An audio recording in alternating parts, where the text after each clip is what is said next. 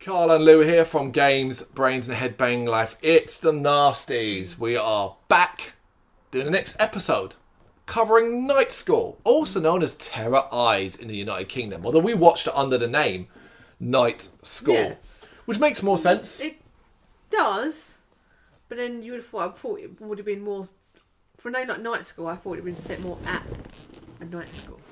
See what I mean? I mean... I would have, in my head, it's like Night School. Oh, okay, it's going to be set in a night school. I mean, that's pushing it. I mean, Terror Eyes, I presume, was a title purely for the pun. Oh, Terror Eyes. As in people I being thought terrorised. Yeah. But it's spelt Terror Eyes. Oh, I don't know. I don't know, called it, I don't know, water heads. Waterheads. I don't know. So basically you want titles to be literal. Yes. It doesn't really matter. It's a title. 1981 American slasher film directed by Ken Hughes and starring Rachel Ward in her film debut. Leonard Mann and Drew Snyder. Let's talk about cast. Strong cast. The actual leads are all really, really memorable. I think Rachel Ward is really, really good in her role. I think she's quite memorable. Considering it's her film debut as well, she stands out. She's sometimes, I don't know if it's more of her accent. She's quite very clipped vocal, what's the word, English accent. Mm-hmm. I don't know if that stands out compared to the rest of them, but at times she's a little bit wooden, but overall she's good. Like you said, so that film debut, she does a good job, but at certain lines I'm like, no. Agreed. There are a couple of times where she kind of does deliver her lines poorly. I think the one that stands out is when she's talking to Leonard Mann's character and she's describing a ritual and it just comes like, oh, you're reading the script, man. Yeah. That kind of thing. But overall, I think it's pretty good. Leonard Mann, he plays a detective in this. I think he's great. I think he's quite distinctive looking. Yeah, I thought I'd seen him in other stuff, but when I looked, I was like, no, not really. At the time we were watching it, I couldn't remember who he reminded me of, but I now do. He reminds me, he looks kind of like Chris Sarandon of Fright Night fame and stuff like that. Yeah. So yeah, there's that aspect. That's what I was trying to do. He's kind of got a Chris Sarandon kind of look. But I liked him in this. Yeah, I thought he was really good. And Drew Snyder plays the professor. It's great fun. I think he might be the best thing in the movie. Oh my god, he's so problematic. He is problematic, but it's a problematic school and not films per se. We'll get into this now then. So obviously this is a nasty, but it's a nasty that doesn't deserve the title. It is one of them. Yeah. It is one of them, I'm afraid. It wasn't prosecuted and it was released with 1 minute and 16 cuts in 1987, but you can get it completely uncut now. Yeah. Watching it, it's a struggle to find out what made it a nasty, and more likely it just got caught up in the sweeping side of things. At best, it's sustained violence towards women. Yeah. And it's just women, isn't it? So it is just women. So. Women, yeah. It is just women, yeah. And but there's no major gory effects. There's a bit of blood here and there. Some of it's sustained. There's a bit of sexualized content in the shower, but I think that's quite tame more than anything else. Consider what we've seen in some other ones. And you got to wonder, and this is going to sound like a weird one, but I do wonder. I wonder if they watched, if when this movie was watched or judged, if it was ever watched and judged, did they get to the end to reveal who the killer was? Because I think that changes the tone of the movie completely. Don't you? Yeah. Mm-hmm. I reckon. Yeah. It does feel like they just got swept up in the. Yeah, because even the concept and idea of parental figures, teachers, professors, and headmasters, head teachers, having affairs and relationships with their students isn't that big of a deal. I guess by this standards, maybe back in 1981 it was a bigger deal. But there's no. I mean, there is. There is, but they're older students, so it's still not great because you're abusing your power. But the fact that they're not in high school, it's not children. Not wearing high school uniforms and like that kind of puts a complete different angle on it. I think it must be to say just the violence against women sustained. No, I think it's this. I think it's everything we've said presumed. The presumption. I don't think this movie was viewed. I don't think this movie was seen in context. I think it was teachers having affairs with their students. Yep. Doesn't sound great at all. Women getting slashed up and decapitated. Doesn't sound great at all. Sex content and references to tribalism and stuff like that, and ritualistic murders. You see what I mean? Like put all that together. Oh, that sounds horrible. Yeah. And then you watch it and like, no, in context it all makes sense and there's nothing really that offensive. The plot does revolve around a series of basically brutal decapitations, murders in Boston, Massachusetts. Great location, different. different. We thought it really, really stood out as being something quite different, particularly when you watch a lot of Nasties on a grander scale that use the city. You tend to get localized in places like New York and stuff like that. So it was nice to get this old British-looking town. It was really, really cool. It looked like an old London town, like in 17th century. It had sort of like Jack the Ripper kind of vibe. Cobbled streets. Yeah, like the lamps are really kind of unusual looking and old fashioned. And you said obviously Boston was like a major part of. I mean, I don't know American history, but I would presume or think that there would be a lot of British influences on that city. Yeah, but it was quite interesting to kind of watch all the houses and stuff. Like, okay, put you in different kind of setting for it. I liked it. We noticed it several times throughout. Put us in several times, and that's not because the movie was particularly boring or anything like that. But we noticed like, oh, that's kind of cool, and it's shot quite nicely. I think the cinematography is quite well to highlight a lot of that, the dark streets, the other reference we made as well is that how run down it looked, and it reminded me of Philadelphia from like the Rocky movies, where it's like, you know, it's not got that much money and people kind of just like there's a lot of dock workers and things like that. I thought that was a cool touch. But they kind of showed you, when they showed you the professor's apartment, obviously he's got a bit more money. The difference in like wealth to where other people lived in like the apartments. Apartments are a bit more rough looking, whereas you go to like the apartment where the professor lived, it looked a nicer, bit more upmarket area. There was a clear contrast in that as well. Alfred Sole was the film's original director. This is a bit I want to get out there, but he passed on the project, so Hughes was brought in to direct, and it would end up being his final film. Yes. So Anne Barron, played by Meb Bowden. She's a teacher's aide at a daycare centre in Boston. We're introduced to her. She's sitting outside the school on a roundabout that I was convinced was being moved by the cameraman. Like, it bugged me because it was stopping and moving of its own accord while it appeared that she was sitting perfectly on it. But you were like, no, she's moving her leg. I was like, no, her leg's on it. The camera panned back and it was, and I was like, damn it. I thought, when you say roundabout, you mean a child's roundabout in a playground, not the road. Why would anyone think any different? She's outside a school on a roundabout playing in this fucking roundabout. Anyway, she's out there. Kid goes back. She's sitting on her own in a carousel. Then let me call it a carousel, playground carousel. When someone pulls up on a motorcycle wearing a black motorcycle helmet, so they're dressed all in black leather, black motorcycle helmet, and straight away you're like, well, that's a killer. That's a killer. And she's startled. A stranger pulls out a knife, and it's a kukri. So I think I'm saying it right. Kukri. Kukri knife. So this is quite an obvious knife that's like well known. Like, it's kind of I think it's a Middle Eastern knife where it's kind of shaped, curved blade, that kind of thing. And the person kind of teases and messes around with her, pushing the carousel, the roundabout, faster and faster as she kind of gets scared. And it's not actually a he. No. It's a she, but we'll get to that. The killer's a she, but we'll get to that at the end. They are holding out the knife, and she has to keep ducking. It's designed to scare and stuff like that. And eventually, it hits her. We don't see it, but you presume she's dead. Now, I massive issue with the idea that, because it implies to me like it lopped her head off clean. It's like, no, that's impossible. But to be fair, that's we didn't see it, so we don't know. Had it been like, and her head just flying, I'd have been like, that's really dumb. It's never going to be that sharp. Speed and power would not have. No, I mean, you've got muscle and bone and all that kind of thing, but we're getting a little bit pedantic there. It doesn't show it. It doesn't imply that. Could have hacked it off. Lieutenant Judd Aston, the next day, this is Leonard Mann, is the policeman assigned to this case. And he gets to the scene, and we end up finding out that the head was put in a bucket of water nearby. It's the first sort of, okay, and he is a bit like, that's a bit weird.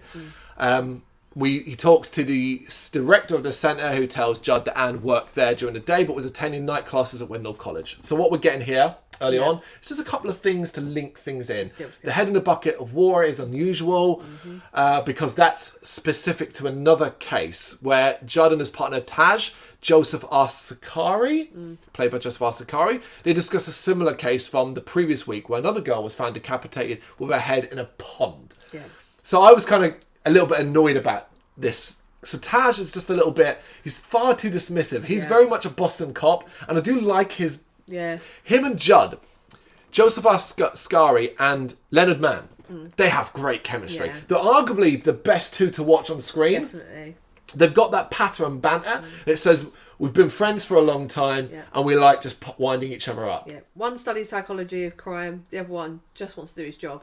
Like, yeah, he sees it as the most obvious person is going to be at, and it's not a mystery, it's that kind of thing.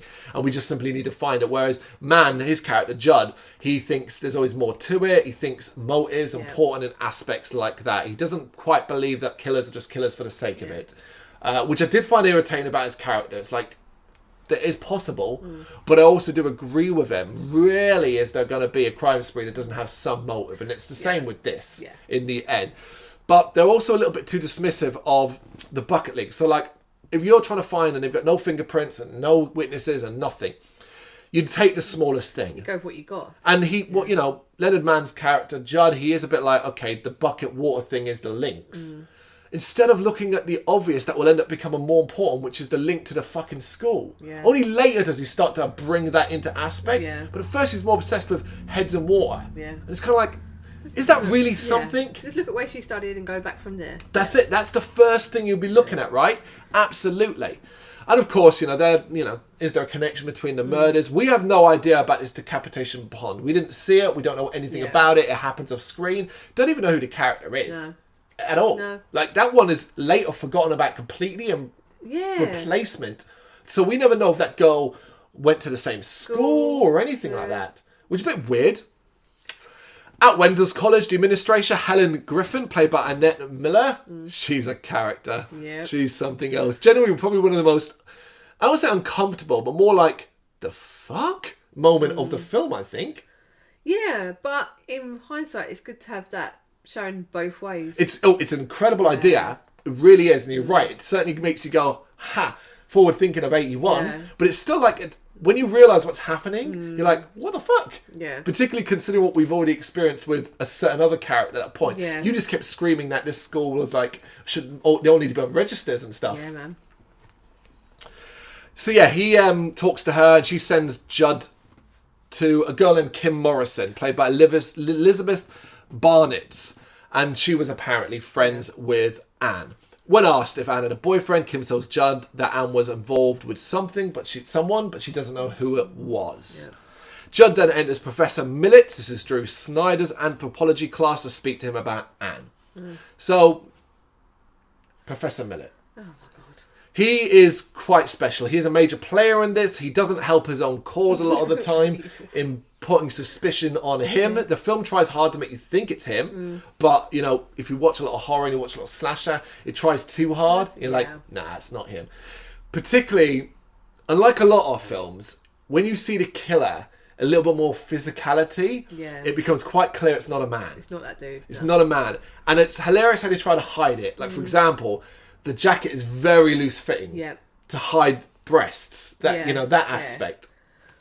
I don't understand why they didn't just put a man in the outfit when it was a helmet on to throw you off that level. Yeah. You know? Yeah, it would have made more sense. Or have someone cast a bit more petite. But no, it does make... It's quite clear it's not him. He's quite stoic. He's not massive, but he's bigger, heavy built for sure.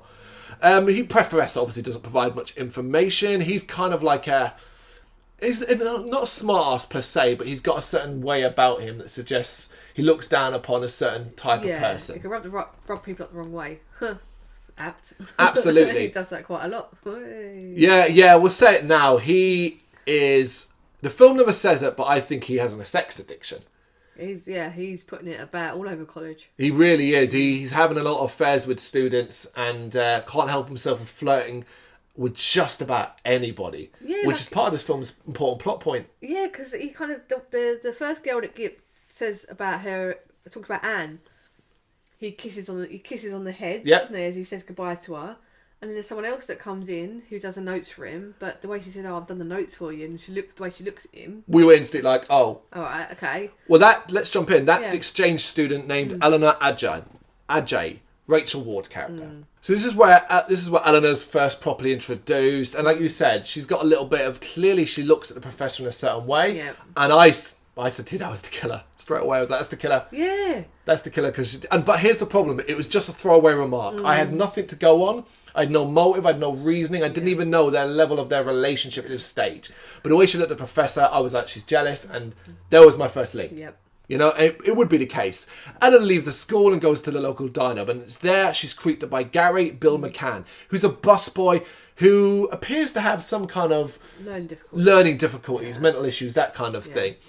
The waitress, Karen McDonald, she's funny.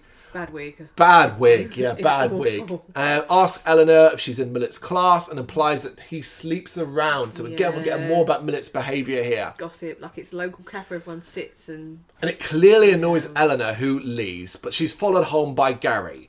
She realises this, she runs the rest of the way and quickly locks the door. She then, safe at home. And we do get, it's very long. The Gary trailing her scene is very, very long, where she stops and he hides, and she stops and she hides. Dare I say, too long. Yeah. Too long for what it is. Yeah. It's a good 5 to 10 minutes from when it starts to when it ends. Yeah, because you want to... They obviously want to throw you off the trail. It's too obvious, though. Yeah. It's too obvious. Yeah. And it's just, But it is a bit like, why are you following her, dude? What's your fucking problem? And what really annoyed me is Ella never follows this up. So, it's she gets to her house, she has a shower...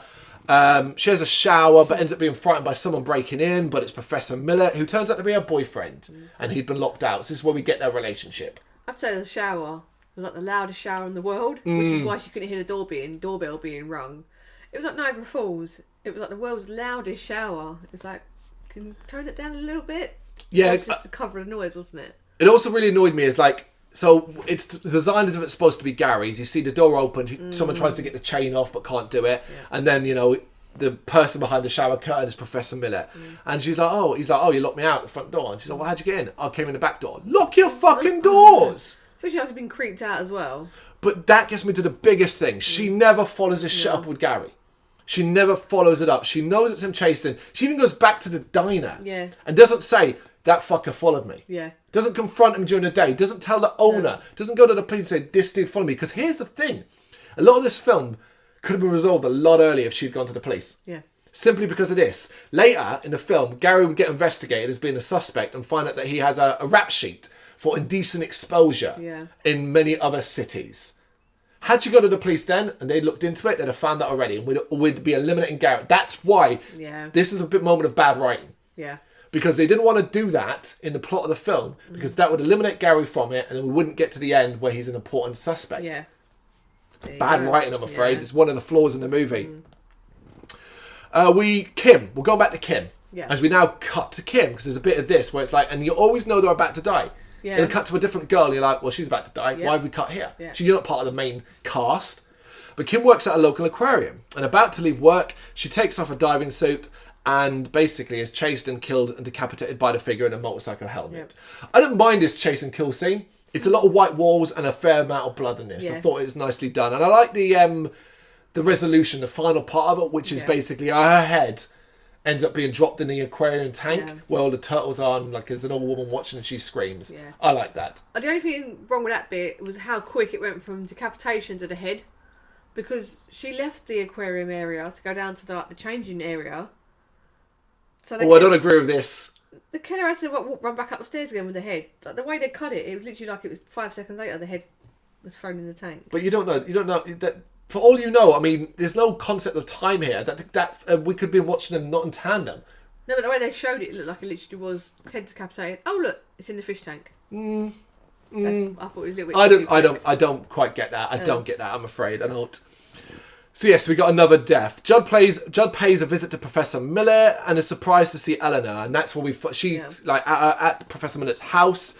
She explains that she's his research assistant and stuff like that, but we already know there's a fair bit more to it. We'll go back a bit here and say that there is a lengthy, and we talked about it at the start, sort of ritualistic sex thing going on in the shower between Eleanor and Professor Millet. You get a lot of topless shots here as he's rubbing some sort of red clay or berries on her and stuff like that. Yeah. It's again designed to show that he's got an obsession with some of the anthropology stuff he's done. And she's banging into him. Yeah, and we'll say that as well. It's here as well, it becomes quite clear that she is banging into him, which again had me going, you. And I think shortly after this, I think I worked it out and said she's killing people because she's jealous. Yeah.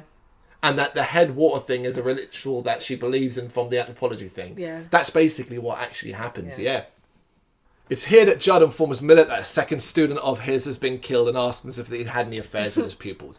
Here is where the alarm should be ringing for the police. I mean, 2 of your students end up one in dead. This is big. Should be a big investigation. I'll admit they sometimes take it a little bit too relaxed. A little bit like, okay, well, we don't have any hard evidence. We've got to certainly be monitoring this and all this. And it's the 80s, right? It's not wiretapping shit. Yeah. And so and we'll see some unprofessional police behaviour later on. Yeah. So fucking, Get on with get on with it.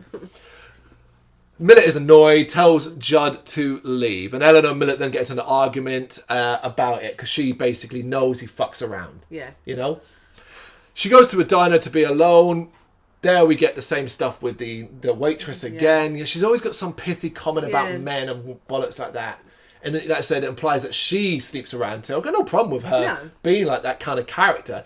But it's clearly designed, I'm like, you're going to be the next dead person, aren't you? Yeah. The professor does follow her.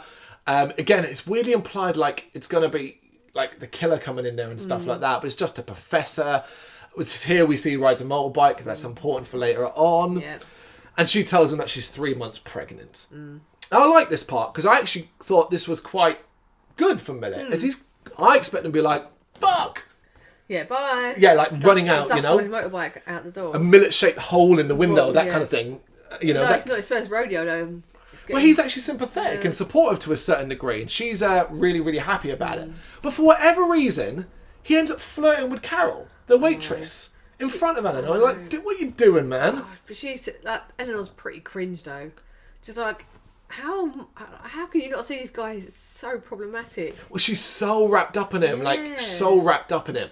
But he's got no fucking sense at all. And it's not even here's the problem. It's not even flirtatious friendliness. It's flirting. Yeah. It's flirting, and it's just it's disrespectful to Eleanor. Whether it's harmless. The problem is he's already proven that his flirting isn't harmless. Yeah. Because he's been with pretty much everyone in the college. And then later, the diner's closed and we switch to night and Carol is left to clean up. And I think this was where I said, where it was clearly Eleanor and it was clearly going to be because of this. The power goes out, she heads to the basement to investigate. And the killer appears and attacks her. Carol does actually escape, but has ended up being caught in the alleyway and killed there. We then get probably the movie's best sequence. Oh my God. This was fucking so much fun. Brilliant. Yeah. So the owner comes back the next morning, the place is trashed and all that. Carol's not there. The couple of men come in, they want some beef stew. Yeah. And we get this lengthy, a good 3-4 minutes long of where you're expecting the head to be in different places. And it knows you're expecting it. So it plays up to it. So one of the men is eating a stew. Finds hair in it, a clump of hair. You're like, oh, we got the heads in the stew. In the stew. But it doesn't fit. No. Because it's not water technically, but you could argue that liquid. So technically, you get a really long sequence where he's emptying it into one, and you're expecting their head to roll out, and it's not. And you're like, okay. He opens up the oven, not there. Then he does a fridge bit, and you're like, nope, it's not there. And then you finally get to the sink that's filled with dirty water, and even then you get a slow draining of it. Brilliant. Yeah. Brilliant fun. We were laughing through enjoyment. Where's the head? No. Easy the movie's best sequence. Yeah, just brilliant tension with a bit of just like I said, that uncomfortable comedy where you're where you laugh. Yeah, just great stuff. Absolutely. Her body is found in a dumpster outside. Judd and Taj go to Gary's house now, considered he's prime suspect. Yeah. So I think Eleanor's told him at this stage, him not turning up for work, being a busboy. And the diner. It all fits. It's pretty much, okay, it could be you. But there, other than finding out he's a peeping Tom, which, they should probably investigate. The previous rap sheet and his walls are covered in naked women's. He's another problematic person. Yeah. Whether he's doing anything right now, no. Yeah. But it's certainly what somebody keep an eye on. Pretty makes people uncomfortable. Taj wants to nick him. Yeah. He really does. Judd just is like, whatever, man, this is a waste of time. It's not him. It doesn't fit in stuff like that. So Judd goes to Professor Millet's home again and breaks in this time. That's their dodgy police behaviour. And in there he finds a collection of skulls taken from tribal headhunters from around the world. So he sees a bit of the kind of ritualistic stuff. Yeah. And this is now we're reaching the end of the film where shit's beginning to link up nicely. Yeah. So straight away you're like, there's the ritual that's going on. Yeah. Eleanor arrives, they have a bit of banter back and forth, and he kind of tries to play it off, obviously knowing that he'll get in trouble, which I quite liked. And she ends up telling him all about this ritual. This is probably her worst bit of acting, the wooden acting and stuff like that. It's like, why would you reel off that? You're kind of putting yourself in a line for, why would you know so much? You're putting yourself or him prime suspect, so keep stum. Admittedly, yeah, it is a bit, and he almost tricks her into it as well, because he's like, oh, that's good information, thanks for that. And she's like, well, there's nothing wrong with it, like that kind of thing, you know? Yeah. At Wendell, Eleanor ends up walking in as Helen and Millet. So Helen's the head teacher. We'll come back to her. We pop to her occasionally, and she doesn't like Millet. But she walks in as she's telling Millet to stop sleeping with his students. And it's hilarious because it's one of those where Eleanor opens the door and the conversation is starting then. And go. Yes, and go. So Eleanor hears it and runs off, and Millet's like, oh, for fuck's sake, what you doing? Like that kind of shit, you know? It's like, mate, don't be blaming her. Oh, no, yeah. Oh, you're so unreasonable. What do you mean I can't sleep with my students? Why are you speaking so loudly when other people are around? It's like, God, just don't do it. But then we get the incredible wow as Helen counsels a student named Kathy who confessed that she's also been sleeping around with the professor. We were at the stage going, is there anyone he's in banking? And I was banging, and I was like, is Helen just jealous that she's not getting doinked? Yeah. You know, maybe she needs to be a student and enroll. But Helen proves to be a problematic character too. Yeah. As she suddenly gets a bit sleazy and invites, sleazy. She sort of leans in and is a bit like, oh, you shouldn't be alone. Maybe you want to come to mine and spend the night at her house. What the fuck? Yeah. And it was clear, like, wow. And we were, like I said, admiring the ballsy aspect of that. Like both of these people abuse their power. And we would actually cut later on to, well, we'll get to now. They two end up having sex. And we get a brief kind of sex scene as Helen's sort of pulling down her top kind of thing and stuff like that. And it's like, all right, yeah, I'm down for this. Let's get down for this, you know. But we cut before anything's done and stuff like that. And Helen, the killer then arrives. And Helen is killed when she gets to answer the phone. Kathy is killed afterwards, and she discovers Helen's head in the toilet. Probably the movie's goriest moment. Yeah. I see like a lot of blood in the toilet and the hair sticking out. And that's going to open it and stuff like that. Here, there was no more doubt in my mind it was Eleanor. Yeah. Here, because it was straight away, it's like, there's someone that he was sleeping with, and there's someone that's threatened his job. Yeah. Because she's basically doing all this to protect him and get revenge on the women he keeps sleeping with. Yeah. Judd is on his way to speak to Helen when he actually sees the killer fleeing. We see the killer driving off on a motorbike. Yeah. So again, it's like, well, we know it's not the professor. We know it's not. Yeah. So it's obviously Eleanor. He chases the killer, who ends up going to Professor Miller's apartment. And inside, the killer comes in, calmly takes off the helmet, and oh my God, it's Eleanor. Yeah. It's one of those where it's like, the reveal isn't shocking, but it's okay. Yeah. Because it was like, oh, it's fine. Like, I like the build, I like the story, I like how we got here, and all I need now is for you to confirm the why. I think I know the why, just explain the why to me. Yeah. She confesses the killings to Millet, who's arrived home, and she justifies the crime. So basically her motive is tribal rituals that he teaches in the course, and getting revenge on the women, like, you won't commit to me, so I'm going to take them out, that kind of thing. I'm doing it for you. I'm doing it for you, protecting our family, the child and baby. Credit to Millet, he is pretty shocked, and we get a rare thing we don't see. I loved it. I remember how badly I praised it. She walks upstairs because she's so relaxed and calm about it, and he goes to vomit, just like that.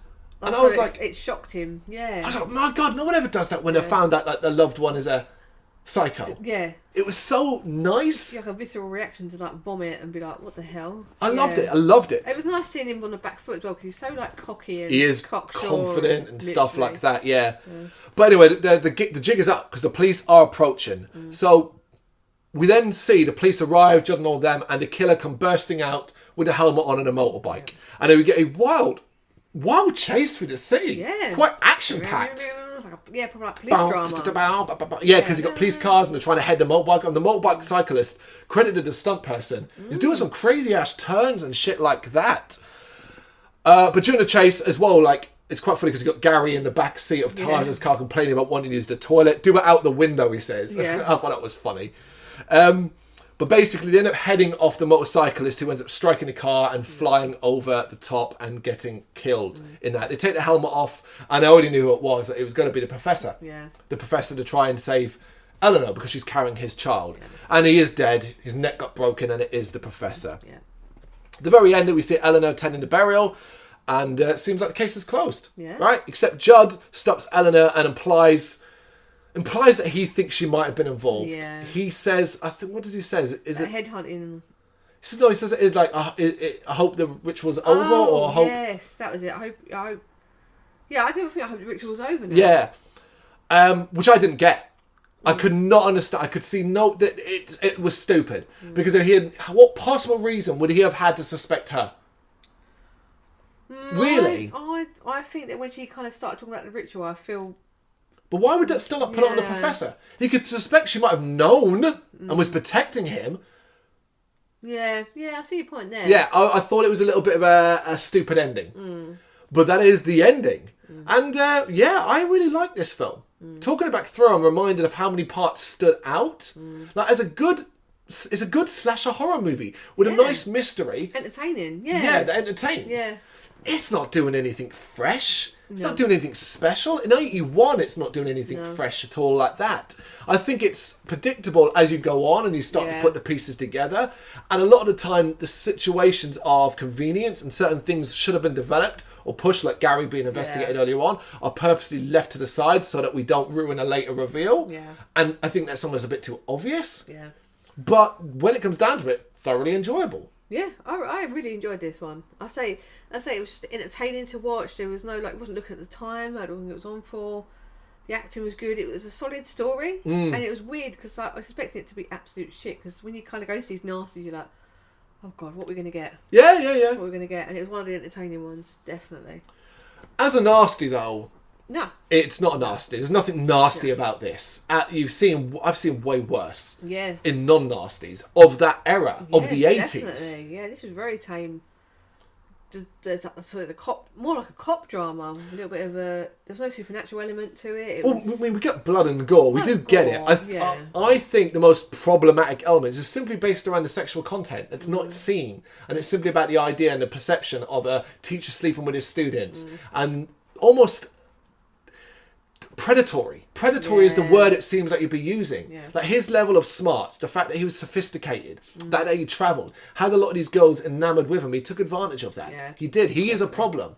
But then, like we see a head teacher, she's doing the female, do exactly the same thing, and that's probably the biggest shock moment of the movie. I think we're like, whoa, that's really dark. Yeah, they showed both sides of it.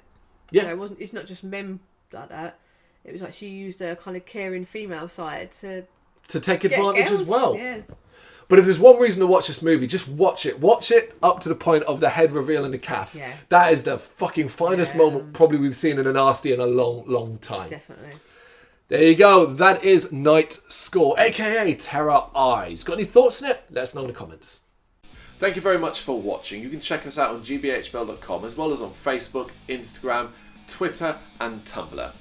Go to Patreon and help us out over there. That's patreon.com/gbhbl, as well as Big Cartel, where you can find some of our merchandise. We have a podcast running on SoundCloud and Apple Podcasts. And of course, if you like this video, do us a favour, hit the subscribe button and help the channel grow. Games, horror and heavy metal. What else is life for?